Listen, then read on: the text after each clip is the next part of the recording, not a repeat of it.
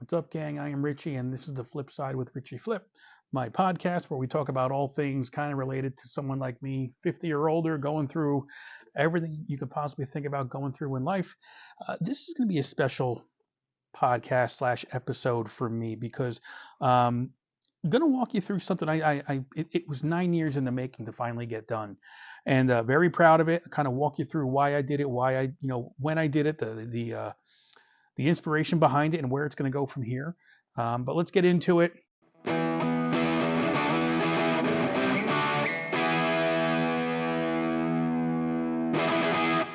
So, what is this podcast all about? Or this episode? It's about this meeting Uncle Jake. My first book, my only book so far, but hoping there's going to be more coming down the road. This was it started off as a bucket list item. And then as I went through this exercise and doing things and just really getting elbows deep into this and writing things I'd never thought about writing before in my life, you look back on it and it has really shaped a lot of the ways in terms of how I look at day-to-day things today, things in the past, looking forward. So I'm kind of going to be all over the place, I think, on this one, not by design, but because there's just so many things as I think about them, because like I said, it's been 9 years from when this started, to just kind of explain, how, when, why, all that good stuff. Like I said, this was a bucket list item. It was meant to be nothing more than that. I had started writing something even way before this, and it was brutally honest. To be brutally honest with you, it was awful. It was just terrible. I remember sitting at my laptop and my Word document was open and I'm just writing things and I was like, this is just god awful. And I think I put it away for quite a while and didn't even think about writing anything for a good amount of time. And then to kind of fast forward to February of 2016, and why is this important? Because this is kind of where everything kind of stemmed from, where it kind of this book started to take shape. I don't remember the exact dates, but February of 2016, and I don't think it went into March of 2016, but there was a 3 or 4 week span, maybe 3.5 weeks, where I had to go to 3 different wakes for different family members. And again, we all do things differently, no matter where you are in the country, even in the world. But I could tell you, being in New Jersey, North Jersey, that whole Northeast area, when someone passes away, what you do is, you wake them, or you go to a wake, which is basically paying your respects. Where you go, it's usually a 2-hour session. It could be more than 2 hours. It could be more than 2 sessions. A 2 to 4 viewing, and then a 7 to 9 viewing, whatever it might be. Where you would go and just pay your final respects to whoever it was, a friend, a family member. It's just the way it was. And the joke that I always kind of said to everyone, who knows me, is that going to a wake was like going to a family reunion, because you see people you haven't seen in years, and there's a very good time the next time you see them is either going to be at somebody else's wake or funeral, or their wake or funeral themselves. And it's kind of like a little inside joke, I guess, but it truly was. You see people, you talk to people you haven't seen in years, and you say, hey, yeah, we're going to get together, let's do this and let's do that, and it never happens. However, I can say, as far as just a little personal note, that's something I did get to do with my cousins at one point, and one of them has passed on, unfortunately, but we still try to get together and just talk, and group text and group chats, just to kind of keep that flow of communication going. But these wakes I was going to was just because I was probably older. They just hit home a little harder, I think, is kind of the best way to really share it with you. Look, when you're in your teens or your 20s or even your 30s, the way you view or understand death is very different than I would think what you're going to experience in your 40s and 50s and going forward. Only because at that point, Father Time is not on your side and there's nothing you can do about it. So it just kind of got me thinking about that whole going to the wakes, and you're kind of getting to that older age group, and people are passing on, and you start thinking about yourself. And something clicked in me during this whole time when I was going to these 3 wakes. My father, and for one of them, I know my father wasn't able to go to either of my parents, because they were actually down in Florida on vacation, and they couldn't get back in time. They just couldn't do it. So I kind of went to represent the family. Somebody always would send, if you didn't go, someone from the family would go to represent and pay your respects. So, my father had told me to do that, and I did. And things that he has told me, he's passed a few years ago, but the things he always kind of told me stuck with me. And for some reason, I kind of zeroed back and zoned back on another wake we had gone to, and I had to be 10, 11 years old, maybe younger at this point. And it was for my uncle Alex. This was back in New Jersey as well. And again, I wish I kind of remember the year on this, but I really can't. But anyway, we went to the wake, and I think it was an afternoon wake for some reason. I seem to remember this. And if you've never been to a wake before, it's in a funeral home. You get in there and there's a casket, where the deceased is kind of, they're there, and it's an open casket usually. And you go up and you pay your respects. And what does that mean? Well, in that particular case, paying your respects means there's usually a place for you to kneel. And it usually will fit about two people side by side. So you can go there and say a prayer, and you go on and you say your condolences to the family that's there. I remember my father being up there with me, and he said something, and it's never left my head. And I think that was part of the genesis for this book, was that he goes, "Hey, look at him. He went with a smile on his face." What? And I took a look at my uncle. I was like, "Whoa, he's got a little bit of a grin on his face." That means absolutely nothing to most people, and I forgot about it for years and years and years, decades basically. But as I got older and I started going to these different, viewings and all that, that triggered something in my mind, when he said that. And I started to wonder, what if? What if the people that, leave us know ahead of time what's going on? They know something's going to happen. Someone has kind of given them the heads up. You got a couple weeks, get ready for it, and maybe that's why, in this imagination of mine, he went with a smile on his face, because he was able to finish everything he needed to, and he went in peace. I don't know, that it was, all these thoughts started coming to me.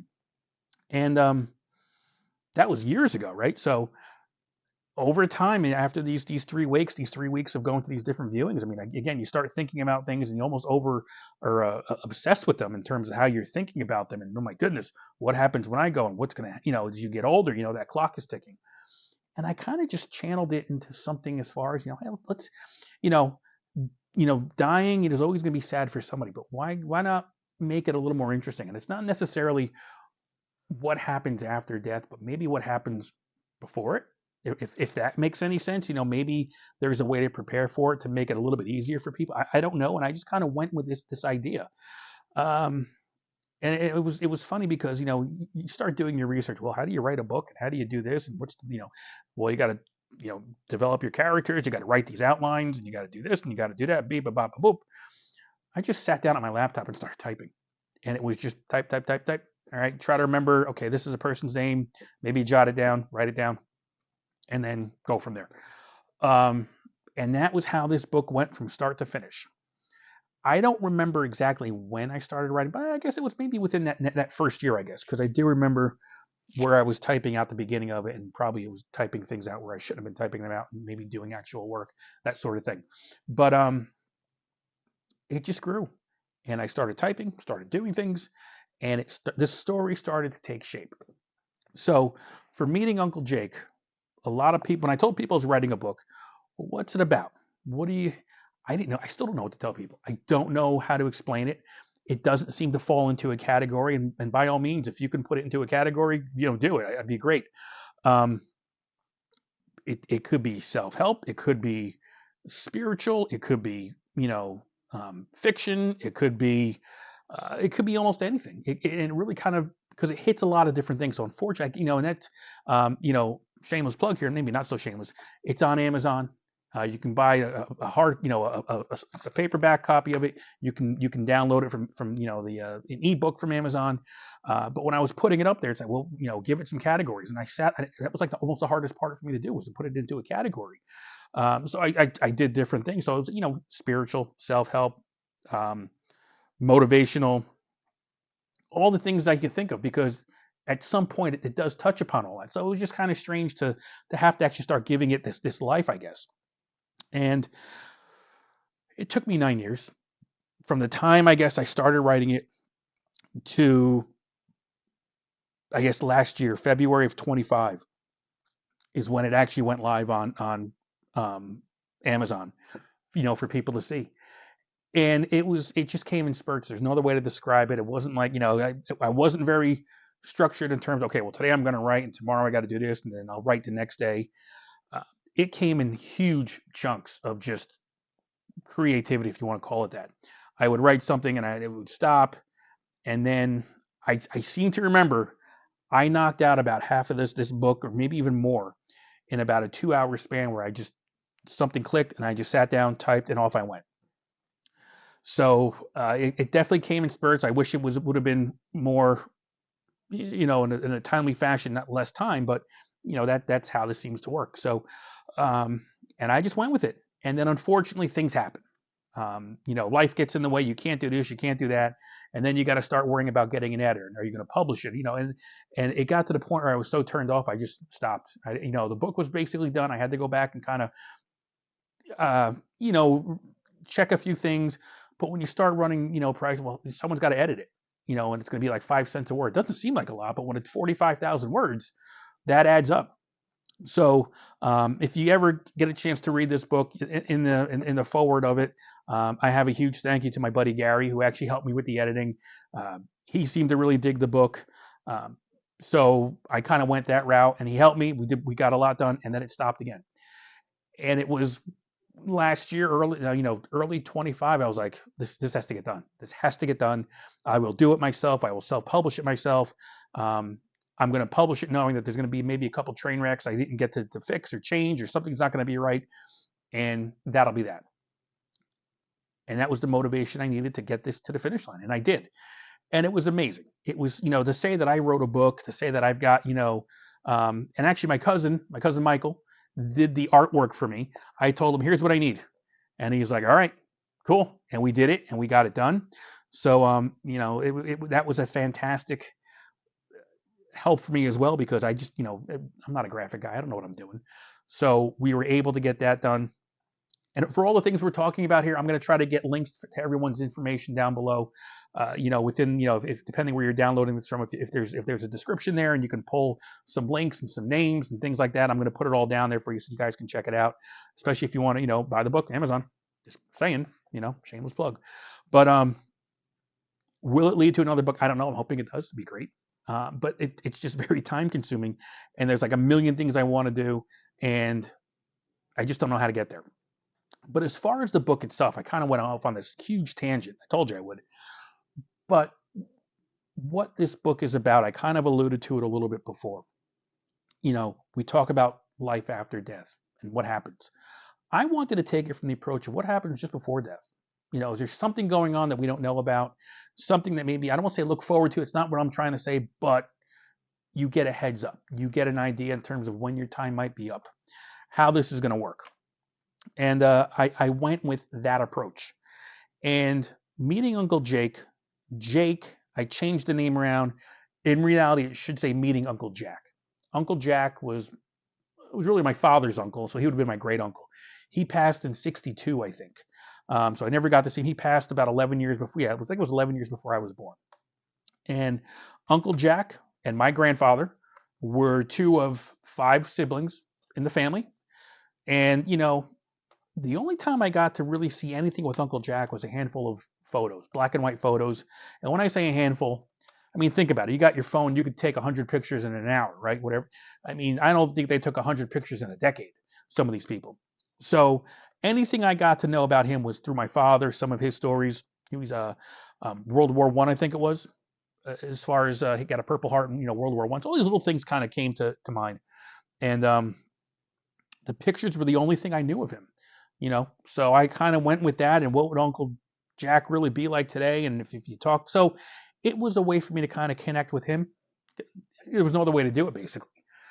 So he was the main character, and then the rest of the characters are kind of based around my life at the time, other people I knew at the time, locations that I was familiar with. I mean, that's really with one thing people kept saying, when you did your research, write about things you know. And that's what I did, and I kind of that it flew from there instead of trying to come up with an entire story you knew nothing about. And this book is about Uncle Jake, the title, the character, and what his role is and how he is part of we all have an Uncle Jake in our family is what this was about. Uncle Jake was the one who was the messenger. He would come and talk to people. He would let you know what's going on. So that's kind of where this stemmed from, kind of, that'd be cool, you kind of have someone in that type of communication, and where it goes from there, and how it really just kind of, threads together generations, literally, 3, 4, 5 generations of people within a family, even extended family. And I went with it, and people seemed to like it, especially in the family. People were reading it ahead of time. Like I said, my father had passed. It's going to be 5 years coming up this fall, and he got to read it, and he thought it was great. This is kind of before he got sick and all that, but he got to read it. He liked it. But that just kind of gives you an idea. He passed in 2021. He read it sometime before that, and yet I didn't really publish it until February of 25. So it kind of shows you how long it was sitting on the shelf before I really did anything with it. Shame on me, but I'm glad I got it to the finish line. And then just where the story evolves from there. And it was kind of a feel-good story for me, because I got to express a lot of different things. I got to incorporate a lot of the family into something right here. Even if it was just a couple lines, a couple characters, there were still family members I was thinking of throughout this whole process. And I think that's when it kind of took off from there. Has it sold 1 million copies? Absolutely not. But it sold a few. And I think the fact that I've sold a few here and there, I've given some away, it feels great, because I was able to do something that, I'm not bragging, but most people don't get to do that or want to do that. And so to say that I've got a book of my own, that's cool. Love it. And I hope to do more, but it's a matter of finding time. And it's funny, I'll have plenty of time when I'm retired, but I can't do it now. But you want to do it now, so it's just a lot of conflicting thoughts there, and scenarios that you have to just kind of go through. But I've been writing. I've been writing another book. It's about 20,000 words into it. The problem is it's starting to sound more and more like the movie Eddie and the Cruisers, if you know what that's all about. So I have to stop, pivot, and get it away from that. I love the story, what I'm doing, but it's taking on that theme, because it's Jersey related, it's music related, it's things like that, and I got to get away from that. So we're gonna, I've been taking some time, and we'll get to that. But like I said, meeting Uncle Jake was something that I really, really wanted to do for a long time, and I did it. It is what it is. So you've got that there. I'll have some down in the description below, an email address. You can always reach out to me with questions about it. But that's kind of where this all started from, and why, again, I have another episode talking about family, and family is important. And this, I think, it kind of stemmed from there, and it was a way for me to kind of bring my family together and get people laughing about certain things. And I put certain quotes in there that only family members got, so that was cool that they picked up on certain things. I wouldn't change a thing about it, because it is what it is, right? I'm proud of it. Again, and truly, if you want to, get a copy of it, it's on Amazon. You can find it there. At least it should be there. You've got that. And I've always, got copies around, and I sign copies for people, which is pretty wild. People want my signature on a book. Who'd have thought? But I do it, and it's cool. So I don't know. I just wanted to kind of talk to you about the book, let you know I've got one. And I'm sure I'm leaving out a whole lot of information in terms of why and when and how it all came about. But that was really how it started. That's why people say, "What's it about?" and "How'd you get the inspiration?" The inspiration, number one, was Uncle Jack, from the family, who I changed to Uncle Jake. I just seemed to work well. Maybe I should have kept it. And I went with it from there. I talk about my hometown. I talk about the town I was living in at the time. So if you know me and you can pick up on certain things, you can kind of see where the similarities are, because that's what I knew. That's all I knew. Was it the right thing to do? Yeah, I guess so, because why would I not want to talk about things that, have happened? Situations in life have certainly changed a whole lot since I started writing this book. So there's no regrets with having to change anything, within the book or things like that. But, I really think I did the right thing with how I kind of just left the book the way it is. And that's really kind of where this comes from. Nothing more than that. I really thought it was something I'm very proud of. I hope to keep writing. I hope to keep doing more. And the whole thing with this book, I think when I started writing this book, that's the one thing I wanted to say. I'm glad I remembered. This was actually the beginning for me in terms of getting into social media. It seems kind of strange because I wasn't doing anything with my guitar channel, with any of my other YouTube channels. And again, all those links will be down below. But the Richie's Music Corner, which is I think the actual for YouTube, it's at Six String Fun. So it's youtube.com/Six String Fun, where I've been doing music lessons and guitar lessons and song tutorials since right before COVID started. So I think it was like February of 2020, which was after I'd started writing this book, obviously.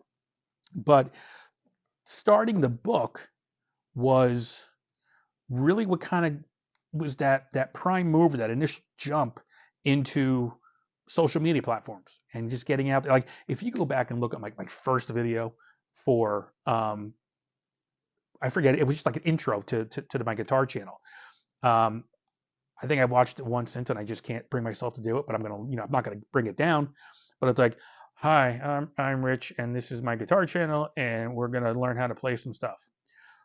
Yeah, that's how you get the viewers. Yeah, that was great. But I learned a lot from it, right? And it just opened up a whole new world for me. And so that's kind of where I think it all started with this book as well. So a lot of things have come from this simple little topic for me in the last almost 10 years now, which is crazy to think about.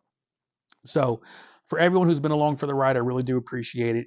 If you can, every little bit helps to keep the channels going and the podcast going. I got some links down below. You can find me on different platforms for any type of virtual donations. They go a long way. Not required, of course, but hey, it certainly is appreciated.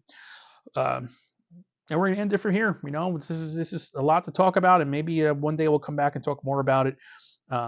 Because again, doing this book just kind of opened up a whole lot of other doors in terms of knowing more about the family. I had done family historian work before, but this opened up different things, and you find out different things about the family. So maybe we'll talk about more about that, down the road or something. But thank you again for sticking around. I do appreciate it. Podcasts, I try to do the episodes, try to do them every week. So I'm sticking to that formula. All of you who've taken the time to listen to them, I really do appreciate it. And I'll see you down the road. Later, folks.